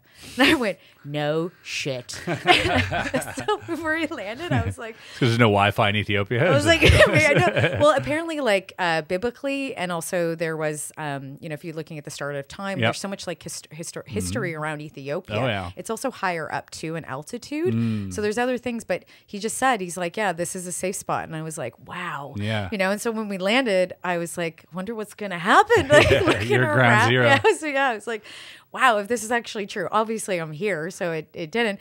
But I laughed because I was like, out of all the places, and this priest tells me I'm on a plane. I was like, what does this mean? Yeah, maybe that It's a timeline. wild story. Yeah, maybe a different it happened in a different timeline, perhaps. Yeah, exactly. Wasn't Ethiopia also like? Isn't there rumors that Ethiopia has like the Ark of the Covenant? Isn't that like another? I believe so. And one of the first, I forget her name, one of the oldest, I think, remains were found too, like beginning for like civilization. Yeah, spear or something. As Yeah, well. there's a full body was found, I believe, though too. Wow. I forget her name. It was a female. But yeah, there's so much to Ethiopia that is just historical and fascinating, and it is great. Like, but I was going to Tanzania. Outside of it, I was just kind of stopping over there. It was Is a quick that layover. that's the mountain, right? Kilimanjaro, is that right? Kilimanjaro? Yeah. Yeah. Was that where you were going to do? No, I was in Arusha, so I did fly into it. So I've seen it a couple times. I was down there doing some work with MTV. We were doing a program I was producing and doing some PR on the back end with them.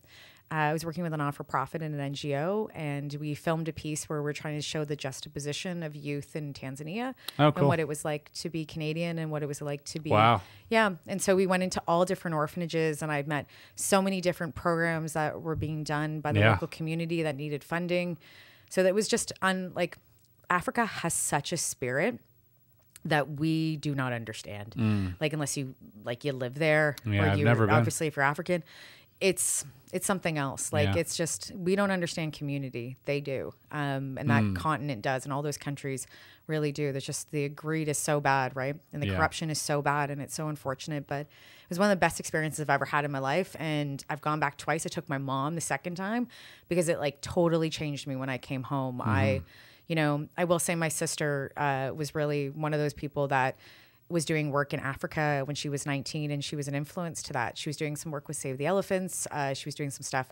She literally jumped on a plane at 19 and was like doing some stuff with CNN. Whoa. Yeah, like she's got balls. Was she like a big inspiration for you growing up? Yeah, I think in many ways. My sister's in media. She's my bigger sister, and like, you know, we don't always agree eye to eye, and we haven't for years, but I think we've come to this really understanding, like family understanding, dealing with hard stuff, watching each other grow, being, understanding our backgrounds of like how we grew up and the things that we love and how we're so similar, but how we're so different. And we're both really strong women. So it's interesting. But yeah, she's influenced me, and I have so many people and women that have influenced me in my life, but for sure she is. And like, you know, when I do an interview or something, Adele will be like, this was great, do that, tweak this, you know, and I love that. Sick. Or like Marie will do it for me, and so many people. So yeah, I'm very lucky to have them. But yeah, like Adele for sure was an inspiration in many ways, because when I was growing up, she would talk about Africa. Like, she was there. She's 5 years older than I am. So she was like living it. And when she came home, I remember picking her up with my parents. and how much it changed her. And then when I went and experienced it, I understood what she was talking about. Wow. You know, and we've been lucky enough, you know, Adele and I have done co-projects together where we helped build an orphanage in Honduras. We did that about 7 years ago, and my friend was there. Yeah, we raised like 10 grand and we went and we built it in the middle of the mountains in Honduras. That's amazing. Yeah, it was a grade school, like one building, one room kind of classroom. Yep. So that was really great. And like lived with the local community, just lived in like, you know, a local kind of facility. It wasn't a hotel or anything. So we just, you know, you're just doing the groundwork, right? Which is actually like a lot of fun because you're for sure. Yeah. And like you're learning so many things, I'm sure. Well, yeah. And you're seeing so much and you're talking to so many people and you're seeing how people live and you're like, wow. And it just opens your eyes. Like, you know, I understand to a degree, you know, when looking at certain areas within Tanzania, I won't say because that's my only, I've been to Ethiopia and Tanzania, I've been all throughout Africa, right? And every country is different and everybody is different, right? But understanding like, you know, being how there is this moment of how poverty does expand over time. And it's so sad. And you see how these people are just doing their best and living their best lives. And someone said to me, you know, Chrissy, we're not unhappy people. We're just unhappy with our situation. And it just, this guy was like 15 or something, 16. And I was like, ain't that the truth? To be like that I wise imagine. already, And I was like, wow, like, thank you for saying that to me. And like showing me like this amazing connection that like we don't have within community, within our own. We have it maybe with friends in our internal community, but this was like everywhere. Yeah. And so, wow. Yeah, it's really beautiful. And there's something there that I think, you know, again, my sister experienced, I got to experience, and then I brought my mom with me so that she could experience it. And she was just like, this is, I'm like, it's, you know, it's funny because your mom and you're like, Mom, like, let's go. And she's like, Chrissy. I was like, Mom, you can't take photos of everything. Like, so, you know, that's cute. Yeah, it was a funny. Also, it's like different ages, like you know, millennial to like boomer, right? Like traveling and just, or she's so used to traveling different ways where I'd be like roughing it. I was like, let's go, and then we almost missed a plane. I was like, we got to get on the bus. Let's go, Annie. You know, like she's like, I just want to go into the gift shop. And I was like, no, I'm like, we gotta get awesome. So we're like this close to missing a plane to like fly out. You know, you're like, Mom. It's a good time. It was. It's traveling with the parents is always a fun experience. Yeah. Okay. Well, let's. I want to wrap things up a little bit here, and then after, if you still have time, I'd love to continue some of these conversations in the Patreon episode, like 20 minutes, if that's cool. Good. Yeah. I did want to mention something, and feel free to, you know, if you want to talk about this or not. But when we had spoken the first time, you'd mentioned like the UN. Oh, yeah. And their involvement with UAP. Yeah. Can you maybe fill us in a little bit on what's going on with that? Like, what's the plan there? Well, we're hoping that the UN gets involved. So Jacques Vallée was one of the first people to put it forward that the UN, I believe this, again, if I'm wrong in my history, someone correct me, but Jacques Vallée was one of the first, and then along with Lee Spiegel. And then he partnered up with Jacques Vallée again to bring it, to research the topic. So I believe it's had two kind of resurgence. Now there's three.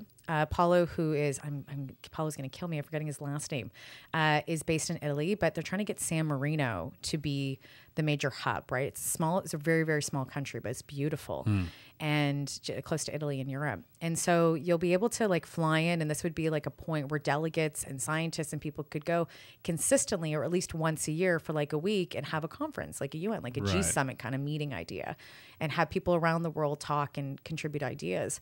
So Paulo has gotten where San Marino has agreed and has pushed it through somewhat of as a country agreement that they would host it, but they're trying to get Congress. And if anybody's out there, please help Paulo. And I'm trying to help him, where they kind of want a stamp from Congress to say, or at least some politicians to be like, this is a great idea. And so the UN would also, they've got a lot of other issues they're dealing with right now, right? So this would kind of be lower on the agenda. Yeah. But it doesn't mean until 2027. Well, exactly. They're like, holy crap. Yeah, we need you guys. We're all like, here's the blueprint. We've already figured it out. Just let us in. Well, we know what we're doing. We've got the team. We've got our fantasy football lineup in the UN. So exactly. Who am I bringing in for disclosure of the UN? But Paul was really doing a wonderful job, and he was that soul, and he was trying to talk to people that are related or connected to Congress so that he could get some form of government support from the American side. I think we can get it from the Canadian side, from Larry Maguire. You know, we are going into an election, so that's going to be hard next year. Yeah. Sometimes politicians don't want to get involved with such a, you know, a polarizing topic at times because they don't want to say something and their party gets mad at them. Not like I know this from Larry. I just know in general it's how it works. Yeah. But so maybe he'll say something or write something that is like a stamp for the United Nations, and we can always ask Larry to do that publicly. And it would help propel that subject into the United Nations because it is important. Like there's so many reasons why we could have this. First of all, as a comms person in a background, when you're part of the United Nations, you have all these wonderful people and around the world that are delegates and heads of their countries where we can say, this is when we have massive disclosure to some degree. This is what we do in a comm. So we don't react. We're proactive. And we go, here are all the things we can do. And we've agreed to do this around the world. Like all of these countries that are here are saying, yes, this is the protocol and how we're going to do it. Yeah, you would think we'd have that in place. Like you look at all these movies of, you know, the event that happens, whether it's Arrival or whether it's like whatever the movie is. Yeah. But you would think that like there is some type of blueprint, like you said, in place that's, you know, should this event arise, like this is how we proceed, but there isn't anything like that, right? Well, I think SETI has something to some degree. I think they're actually the point of contact if something really does. Okay, that makes sense. Yeah, it does. But they're a not-for-profit. They're not huge, right? You need to have a bigger. They're not at the stance. table, but they at least have a plan to some degree, from what I know. Right. But the United Nations would have that plan, but it would be a global plan to who's ever in the United Nations that agrees, and that's how it would be executed to each country around the world. Yeah. The comms would be similar so that we don't get into this polarization topics.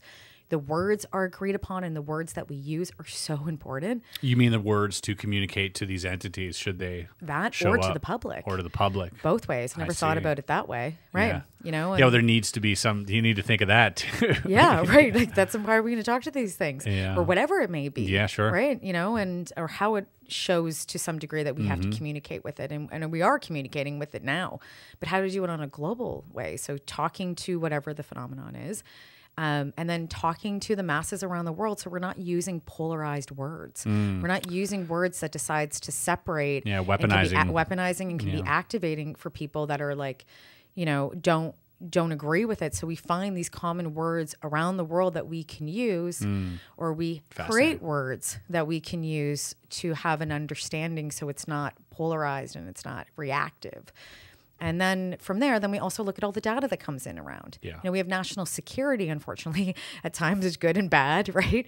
Sometimes overclassification sucks, but at least the stuff that we could get from around the world, we can then have a point group within the United Nations to be able to look at, take AI and look through all the similarities and narrow down each year or every 6 months, comes out with a report the same way Arrow does. Yeah. And they say, this is all the global phenomenon that we're seeing.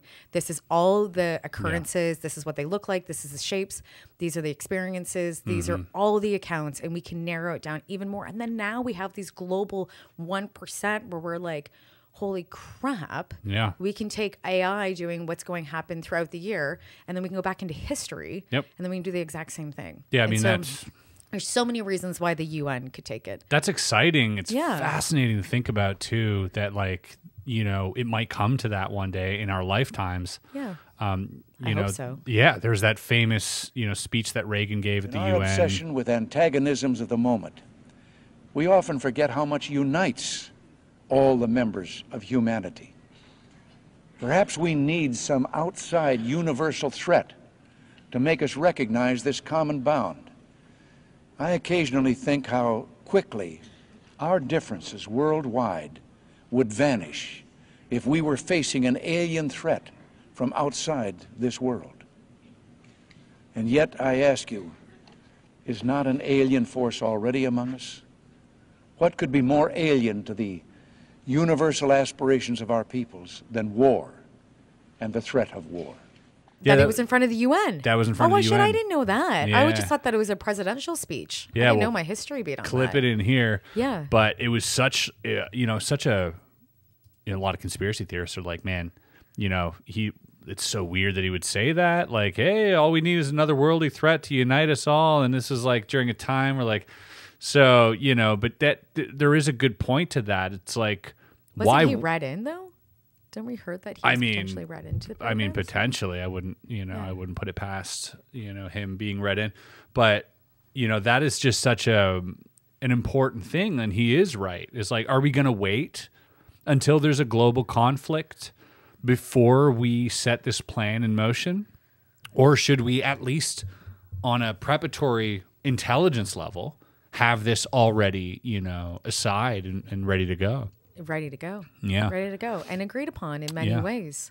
You know, that's why we get into problems right now, is because we can't agree on certain words. Or we, you know, groups, lobbyist groups create things and they just know what they're doing because they have an agenda. If we all agree on the same agenda and we agree on the same words, we can't get mad at each other. It's tough. Yeah. And you're always going to have people that are going to, you know, be like this, they freak out and it's, I don't like how it's done. But at least Vatican. if you have, yeah, it's true. Yeah, bring them to the table then too. It's like, you know, you have a say, you're the smallest country in the world. You know, come on down. So I think there is a way to do it. It's just, and also it would start now, whenever disclosure may be to what that degree looks like. If we're living in it, I think we are to some degree, but bigger disclosure, big D, little d. I think in that larger mass, global scale, it's going to take like 10 to 20 years to write that, right? It's going to take a long time. It's not going to happen in a year. You're going to have to look at language is so important. Semantics, so important. Delivery.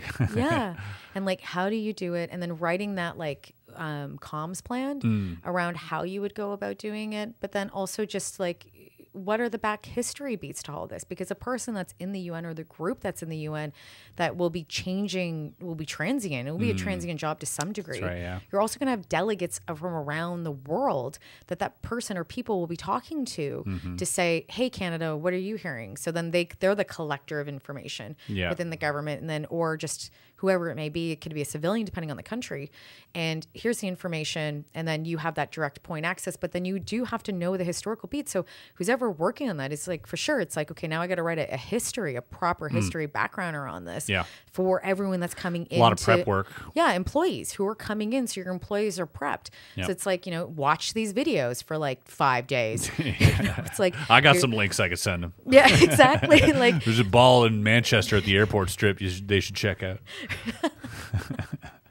There's so many things like to the back, like it's going to take a long time. So we need to start it now so that we at least just have the dialogue and then we start prepping for it. And it actually wouldn't be a lot of money for the United Nations to do it. It actually, like, you're just employing people to do history beats and writing comm. It's using people's brains and data tools and stuff that they already have access to, you know, so it's actually could be done really cheap. Yep. Like, it's, you know, we're not asking them to build telescopes and stuff. No. We're using other people's telescopes. No, you bring up a great point. Like, and it's so important too, because the last thing you want is a world leader just coming off the top of the head with like whatever he's going to say to the people, you know, or his publicist drafting something up the night before. Like, this is the last thing you want. Like, they're like, it's a weather balloon. We're like, oh. Yeah, but like, you know, you know, that whole, people of America, we are in contact now, you know, like, or whatever that sounds like. We don't want that being drafted up the night before. No. That's a great point. Like, you need to choose your words wisely because you're going to affect the rest of history. I definitely believe that should some cataclysmic event or disclosure with a big D, as you put it, happen, I think that, you know, we're going to start counting from year zero again. I do think we'll have a pre and post disclosure reality. I do, you know, I think that, you know, everything, just like now, when we talk about, before COVID, after COVID, it was such a big event that, like, we do think of time in that way now. We're like, but that was before COVID, or that was before 9/11, or like, we have these major events that our lives, our paradigms completely shifted, our entire life shifted to some extent. But this would be, I mean, it would be as big as Jesus. You know, it would exactly. And I do think that we're going to start at year zero when this happens, you know, and it's a whole new world. Yeah, we need to have that map ready. You know, what are we doing? Yeah, you're right. And I think like for sure, and how we perceive time, or what we understand, what we know about who we are, and what does that mean, and what is this thing? What are these things? Can I ask you? Yeah. What's your theory? What theory do you lean closer to? I lean closer to. I do like the idea of you know, consciousness being this type of field that is omnipresent, that there is no beginning to, there is no end to. It just kind of is. And we are all just this manifestation of this consciousness. We are the universe expressing itself. I am a little node growing in a complex life form that has this, because I'm complex, I'm attracting this consciousness into me. And now I choose to sing and I choose to dance because that's what the universe wants. It wants to express itself. And I think that's kind of what it all is now. You know, as far as the minutia of it, and as far as like the little finer details, I do believe in. I've come around to these ideas though, because I was raised Catholic, became staunchly atheist due to being a magician for 20 years. You're sort of disenchanted by reality very quickly. To then coming around to being agnostic, and then now to being more open spiritually, but still not being opposed to like the scientific explanation for the spiritual things that we experience. So I think that at the end of it all, there are little things that can happen, such as we're being observed by these things, whether they're physical, extra dimensional or extra tempestrial, like Michael Masters says, or it could be all of these things. But I think all of these things live under some type of umbrella. And I think whether you're us or whether you're a being that is a billion years more advanced, I think we're both in pursuit of the same answers. I just think that they might have a better grasp on it, and they might be, using us to somehow find the answers that they're looking for. That's an interesting perspective. Yeah, we're kind of like this. We're all looking. Yeah, we're kind of like their version of AI. Like, we all are a part of AI, whether we want to be or not. Yeah, and you Google something, you're instantly part of AI, right? So we are a collective machine creating artificial intelligence, whether we know it or not. It's even you have no choice but to be part of the creation of AI in today's day and age. Oh yeah. On some level. Yeah. If you're walking around with your phone, guess what? That's mapping where you're going. So we're all being used to create this artificial intelligence. I think that us as a species, and probably many other species, are being used in a not so dissimilar way to attain some other type of goal or some other type of answer. Yeah, I like the fact that and it's true, why can't they be seekers? I've said this a couple times, and I've talked about it with friends, and I think I said it in a group podcast once on another show, and they said to me, they're just talking about it, and I was like, why do they always have to be perfect? Yeah. I'm like, why can't they screw up? Because they're like, well, in Roswell, they crashed. And it's like, well, why does everything have to be perfect? Perfect. It doesn't exist. Yeah. It's not real. Like, and why does it have to be in other dimensions or whatever it may be, right? We're still learning so much. So I agree. Like, why can't they be seekers? Why can't they be looking and trying to ask questions and know and research us to find out what the answer is too. They're probably just as curious of us as we are of them, right? Yeah, obviously. Maybe there's something about what we're doing that informs them, about the universe somehow that we're oblivious to. Yeah, they're like, wow, they're painting. This is new. What is painting? Or whatever that is. They're like gangster rap. Exactly. What do they do with their fingers? They're like, Tupac definitely was an alien. He was like, he definitely, or a prophet. Yeah, or in Cuba. Sure. Yeah, or in Cuba. All right. Please, Tupac, come around. I like that we're ending it on that. This is a whole other rabbit hole for them to get into. Chrissy, thank you so much for being a part of this inaugural episode of the SCIF. I appreciate your time here. I appreciate what you're doing for humanity and not just the UFO subject. I really appreciate it. I think you're doing great things, and I feel very appreciative, of knowing you and being a part of it. So thank you for being here. Thank you for saying that. Thanks for having me. Guys, if you want to check out Chrissy's work, I'll leave the link to all the stuff we talked about below. You can check it out. Check her out on her socials. Check her podcast out, Rebelliously Curious on the Debrief Podcast Network. Also, catch her show on Discovery. Remind me again the name? Alien Encounters, Fact or Fiction. There it is. Go check that out. Thank you so much. It's been a pleasure. Stick around. We're going to be heading into the Patreon for some overtime stuff.